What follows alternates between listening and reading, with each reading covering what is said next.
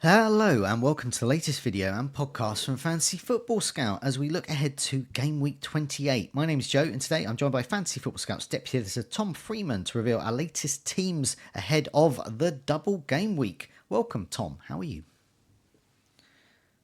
Yeah, I'm good, thanks, Joe. Yeah, reasonable game week. Got 82 points, and now I'm starting to think a little bit more about chip strategy in the coming weeks and free hits, wild cards, that kind of thing. So, yeah, interesting part of the season. Yeah, so you've gone up in the rankings a fair bit, I would imagine.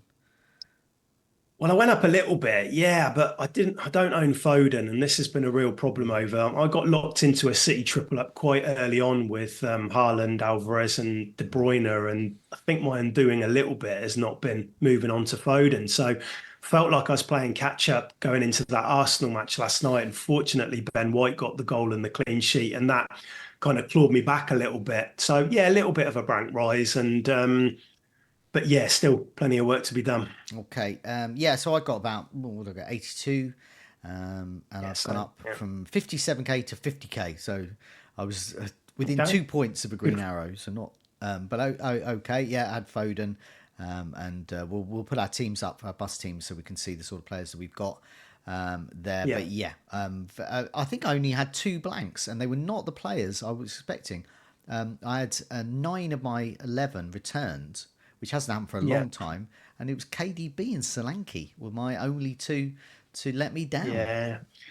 I had high hopes for De Bruyne going into that one and he got the minutes, but he just didn't look on it at all, did No. he? Which is a bit of a concern, but considering how sharp he had looked in midweek as well. But yeah, no, that was a bit of a letdown at the weekend, and now I've got to decide what I'm going to do with De Bruyne. Yep. I imagine that's the same for you, Joe, Yep. Same for me. right? I've already decided, but we'll reveal that in a Mhm. sec. Let's have a look at the fixtures. Just before we go through them, just a reminder, do press that like button. Helps us out. Do remember to subscribe to keep up to date with our latest videos and podcasts. And check out membership offers at fantasyfootballscout.co.uk for all the tools and gadgets to help you climb up your mini league and access some of the stats and this season ticker as well. You can sort it by difficulty. Those are the various things you can do there. So, yeah, looking at the fixtures going ahead. So, we've got to think of our game at 28. So we've got Bournemouth, Luton very near the top there. Bournemouth have Sheffield United and Luton at home. And Luton obviously have Bournemouth away, but also Crystal Palace away. Fulham are next. They've got Wolves. They're second in the season ticket. They've got Wolves away. And then Tottenham, Sheffield United, Nottingham Forest, West Ham, Newcastle following. Meanwhile, Brighton, Crystal Palace, Man City, Arsenal, Everton and Liverpool amongst the bottom teams on the fixture ticker. But obviously they have the players and the form to turn that around. Partly because they got a blank, partly because they face each other. City and Arsenal face each other. They've got Liverpool. There's a lot of tough games in that run for them. Meanwhile, sort of middling fixtures, Tottenham got Aston Villa away. They got Fulham in the 29 they play. Luton, West Ham and Nottingham Forest. So in 29, just a reminder to everyone, Tottenham, Nottingham Forest, Luton, Brentford, Aston Villa, Burnley, Fulham and West Ham all have a fixture. And there's going to be double game weeks in 34 and 37. So with all this in mind, what's this making you think about your sort of next few moves?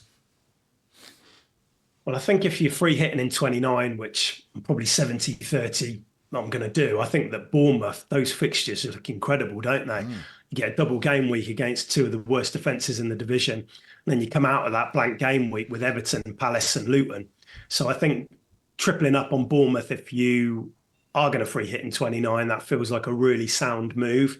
Um, I think if you're not free hitting in 29, then I think that the teams that, it's in order of probably preference. Fulham look pretty good, don't they? I think Forest's fixtures are okay as well coming after that Luton game. You got Palace and Fulham at home. Going a little bit further down, for those who are free hitting in 29, I think you probably want to be aware of that Liverpool run. So Salah needs to be in your thoughts for Brighton and Sheffield United at home. Getting a route to him, so you're coming out of the free hit and having an easy route to him, I think could be really important. And we spoke about it on Goals Imminent, but I actually like those Newcastle fixtures coming out of the blank as well, with West Ham, Everton, Tottenham at home and Fulham away. Given Anthony Gordon's home form and Isak getting more minutes in the tank, I think that both of those players could be options for us in 30. Yep, definitely. Yeah, Newcastle, they're going to be one of the teams that a lot of people will ignore. But another thing we discussed on Goals Imminent, some of the questions were around people lower down in the rankings looking to sort of get an advantage, move up their mini leagues. Getting a Newcastle a player that perhaps is low owned around that 30 mark for those 3 great home games could be one of the ways to do that there. Yeah, I agree. Okay.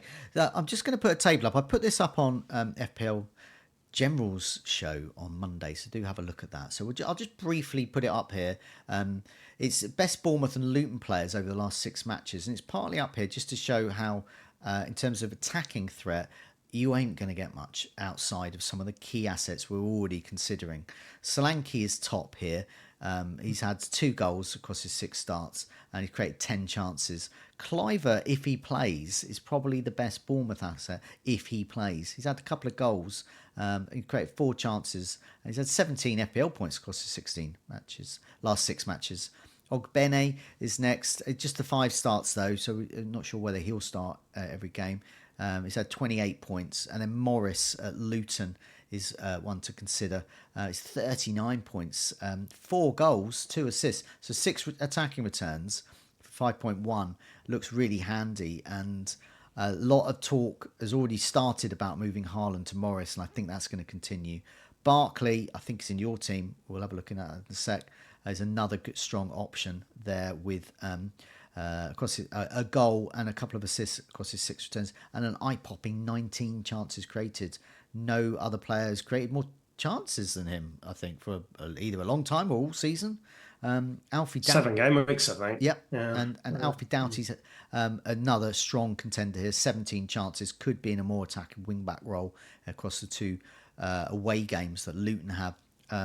So he's just had 16 FPL points, but could get money more if he's in a more of attacking wing-back role. So a couple of assists already across his last 6 matches. And a bit further down, you're not getting any attacking threat from these lads, but they're worth considering. Kirkes, if Lloyd Kelly's out, should play in defence there for Bournemouth. They have good fixtures coming out of game week 29. So with Everton, Crystal Palace, Luton and Manchester United from 30 to 33. And Zibarnier as well, also nailed on. I think he's played every minute for Bournemouth this season. He created 3 chances, but you're not going to get attacking returns out of them. It's more looking for actually playing, and if they get a clean sheet, getting them. So are you looking to... Oh, let's put your team up and see who you got. Before you go through all of your team, just sort of how many doublers have you got? Who have you got for the double? And who are you targeting for the double that you haven't got? Yeah, so I've just got 2 players. I've got one from each team currently. I've got Zabani from Bournemouth and I've got Barkley from Luton. So I'm looking to obviously add Solanke this week. He's the number 1 target. I probably would have moved for him last week if we had known he was going to start, which we didn't. So I thought it was better to leave it a week. But now he's got to come in. And then I'm probably going to add another Bournemouth player into it because I'm getting close to a free hit 29. I'm pretty sure I will do that. So it makes sense given those fixtures either side, which I spoke about. Now, I actually, from watching a bit of Bournemouth recently, I think Semenyo is the best option alongside Solanke. He's got the best threat, but he's a forward. I say the best threat. My eye test tells me that he's getting into some good positions. His link-up play is good with Solanke. Might not be reflected in those stats we see there, but he just feels like the most threatening option alongside Solanke from watching them. But obviously he's a forward, isn't he, Joe? So I can't accommodate him in my team as well as Solanke. So I've got to go for a midfielder. Kluivert, I think, got the goal at the weekend, didn't he? But minutes, even when Kluivert starts, he tends to come off at 65, 70 minutes, something like that. And Tavernier maybe has that. He was poor at the weekend, but I think, he's maybe a bit more secure in his role. So that might be another player I look at the Okay. moment. Not currently looking at Luton at all, aside from Barkley, but I think Morris and Doughty are really good picks. No. Okay. So, right. Okay. Do you want to just run through your team then, just for the benefit of those listening to the podcast version? And then I've got a couple of questions for you. Yeah, so I've got Ariola, who will play this week after being benched last week. He's obviously got that really nice fixture at home against Burnley. Three defenders who I'm really happy with. I've got the Arsenal double up with White and Gabriel, and then Zabani, who I bought in last week. Mm-hmm. So that feels fine for me. I don't want to mess with that back line at all. Five midfielders. I've got Saka. The captaincy is currently on him. That won't stay though. I've got Palmer, De Bruyne, Barkley, and Son. Then I've got Haaland and Watkins as my strikers, and then Dubravka, Alvarez, Van Dijk, and Taylor on the Okay. bench. Now I've got one free transfer, but I've only got zero point 0.1 million in the bank. So a straight, I think you looked at my team earlier, Joe, and you were like Alvarez to Solanke, Yeah. absolute no-brainer. I'm actually going to have to take a hit to accommodate that move. But I'm going to try and use it as a bit of prep for game week 30 and getting a few things in place for that. So Okay. So, who's going and who's coming in to make that Alvarez to Solanke swap? I think the obvious trade is De Bruyne and Alvarez out for example, Tavernier and Solanke. The Okay. midfielder isn't totally sure, but it will probably be a doubler from Okay. Bournemouth and either him or Cliver or something like that. That would then give me a bit of a benching headache because I absolutely want to play Barkley this week. He's my normal first sub, but having the double, it would actually mean I might have to bench Palmer, Oh. which isn't ideal at all. But it would have to be him or Watkins. I can't bench anybody else in that setup. Yeah. I.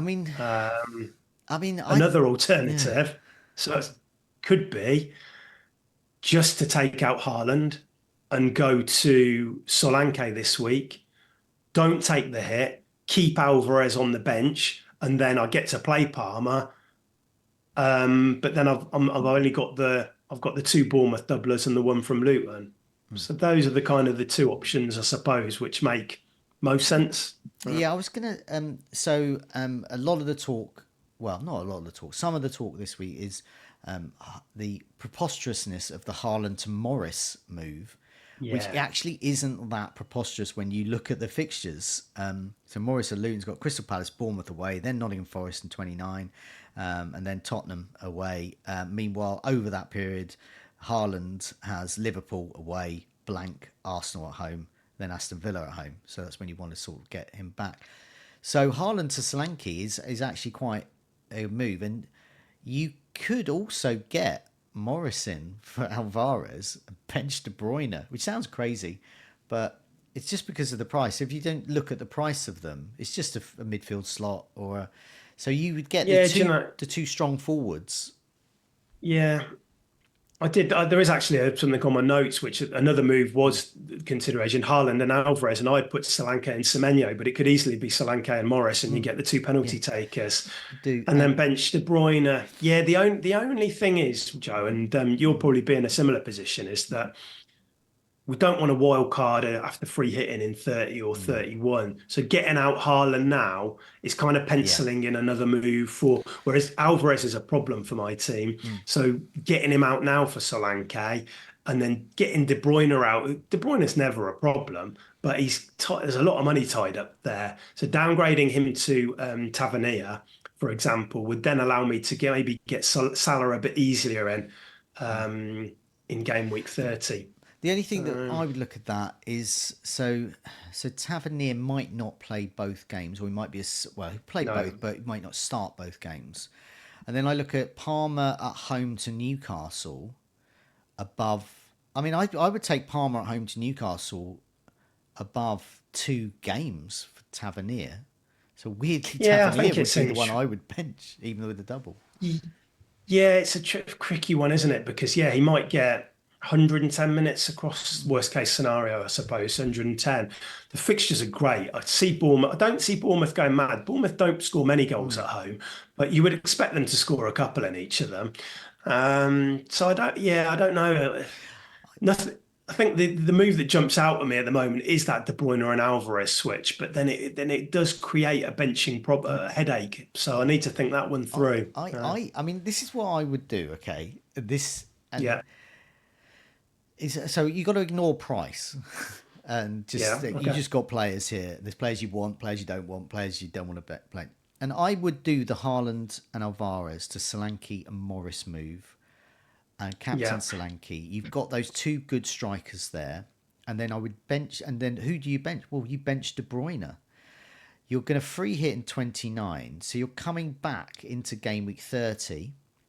De And Bruyne to Salah. who do you want? Salah. And have you got the money to Mm. do De Bruyne to Salah Yeah, straight yeah, away? easy. You have, Yeah, because you've got rid of Haaland. So you're doing without Haaland in game week 30, which is against Arsenal anyway, when you probably be captaining Salah or Son. So that's exactly what I would do. So whilst you and other might look at that team and go, well, De Bruyne, first sub, that's a good first sub. But he's there just to be Salah in 30. And yeah. meanwhile, I don't mind that. Yeah. I almost want to do that. Now I want your team so I could do that move. Because I think that's really exciting to have Watkins, Morris, and Solanke for the two doubler strikers. And then you're free hitting. And then in game week 30, everyone's going, oh, how do we get Salah in? And you can just go, in your tuxedo, floating through the ballroom, saying, ha, I'll just be swapping my De Bruyne. I have the money to Salah. Done. Yeah, and I suppose then the only thing I need to work out is when do I get Haaland back if I'm not going to wild card till 34, 35. Haaland, he's got Villa after at home, isn't he? That you probably do want him back for that one. So I just need to go and I'll probably go away after this and Yeah. have a little play Yeah. around with it. But I don't dislike that. You're essentially getting Morris over a third Bournemouth asset, aren't you? Yeah. Basically. Game week 30, that would mean I have to probably play either Barclay or Morris. But away against Tottenham, I wouldn't mind playing Carl Morris against them. He's on penalties, isn't he? You could do that. So, yeah. Yeah, no, I really like Okay. that move. I think that's really good. And Mm. I don't know, because you haven't got much in the bank at the moment. I don't know. I can't do the maths quickly. But I don't know at game week 30 how much you would be left with. So once you've done the De Bruyne to Salah move, I don't know how much you're left with in order to address I'm going to do it now. The Haaland issue. But it might So require a let's have a hit look. in 31, and you might be able to do that way. And then Yeah. move, but Morris or indeed Solanke, but probably Morris up to So I'm just Haaland. going to do it. I'm just going to do it quickly. So we're taking out Haaland and Alvarez, and we're Yeah, going to put in Solanke, and we're going to put in Morris. yeah. So after those moves, obviously there's 8.7 million in the bank. So Ooh, then we go De Bruyne to Salah, which is obviously easily doable after free hitting in 29. And then that leaves 6.3 million in the bank. which is So you could go, it would need to be Watkins out well then. in Well, no, in I would then do a hit again. I mean, yeah, okay. and I would do Morris, who's 5 million plus 6 million. That makes 11 million. So you're looking for about 2.5 million, 3 million maybe. It may well But be that Van Dijk we can be used for that. yeah, but we immediately say we don't want to sell Watkins. But if you look in that week when Watkins, so you make the trade in 31, and Watkins has Man City away, Brentford home, Arsenal away next. So we've got City and Arsenal away. You could go from Watkins to Haaland and not Okay. have him for Man City and Arsenal away. If he's not going to double, And you can then, because you'll have Watkins 8 million or so. You got 6 million or so in the bank. In game week 31, you could do yeah, Watkins to Haaland, no one problem. move. God, that's Yeah, I good, mean, isn't going it? without Roski. going without Watkins is a risk, but you play Man City and Arsenal away in 3 game weeks. So I think if you're going to do it, that's the time to do it. And then you've got a wild card after that. So if you want to bring him back after that, you can do that easily. So Yeah, that's all making a bit more sense to that me. just I'm makes glad a we lot of glad we sense, doesn't jumped it? on that. Yeah, and the thing I like about all those moves is looking at your gaming 28-6, your gaming 28 side, and seeing Solanke, Morris, and Watkins all there up front. Forgetting about 29, game week 30, you've immediately got Salah. Game week 31, you can immediately get Haaland. All of these are doable, and Yeah. that's one hit across all of that period. God, that's good. Yeah. Yeah, so maybe that, and putting De Bruyne first sub this week, as crazy as that sounds, it's away against Liverpool, and given the doublers and the appeal of Barkley and players like that, it's probably the week to do it. So that makes sense, and maybe a double striker move. Maybe I'm a bit warmer to that than I was originally. The way I look at that is because essentially what you're looking at, all of that aside, it all comes down to this one move. Is Morris better than Tavernier? That's basically it, what it comes down to. Yeah, and he's got the penalties, hasn't he? He's probably more nailed on. He probably is. If I really did want that third Bournemouth asset, I could go Semenyo instead. Yeah, I could, but no. you could ignore Morris and just go for Semenyo, and then you've got Yeah, also forward plans a bit because you've got like a cheap first, you've got a good first sub, and then you can focus on those heavy hitters in midfield. And maybe that would allow me not to, if I didn't want to sell Watkins, it might be give me a bit more flexibility. Although it would only save what, 0.6 million or something, but I can go and look at that anyway. But yeah, maybe selling Haaland is the route to go down rather than De Bruyne this week. So I mean that we'll come on to my team in a sec. But what that shows is other people watching and listening. Is when you're making the moves for 28, you've got to be thinking about these plans for 29, whether you're free hitting or not. Game week 30, and the sorts of players you want to get in, like Salah. We've got to remember he's back in training, so he could even. I don't know if he'll play this weekend, but he's back in training now. And we saw what he did before when he had an absence. He came back, and I think he got a nice haul in that first game in the double game week, and then he was off again. Yes, he did. Yeah, yeah. No, I think he is important for 30. So. Yeah, that plan makes a lot of sense. I'm going to go away and kind of have another look at that tonight. But that could be what I do. Okay, let's come on to my team. Similar issues, and like you, I've also got a plan with the next few game weeks in mind. Okay, so my team is Areola, goal, home to Burnley, Gabriel, currently Virgil van Dijk, Alfie Doughty, he's my vice captain, De Bruyne, Foden, Saka and Palmer. I've got Haaland, Solanke, who's my captain currently, and Watkins up front. And on my bench, I've got Kelleher for Liverpool, Garnacho, Anderson and Estupinan. None of those bench players I want. I've got 2 free transfers. I saved the transfer last week. So my moves are there. I put them up on the screen as well. Game week 28. KDB and Virgil van Dijk to Son and Savenya for Bournemouth. And so that gives me another body for double game week. It gets me Son, who I really want. And I'm not happy with KDB. Van Dijk has done me well, but the fixtures are Man City, blank, and then Brighton, who are an attacking side. And then I really wouldn't want him back to game week 31. And, you can't have them all. Someone's got to make way. And then game week 29, I would free hit. So we'll come to that next week.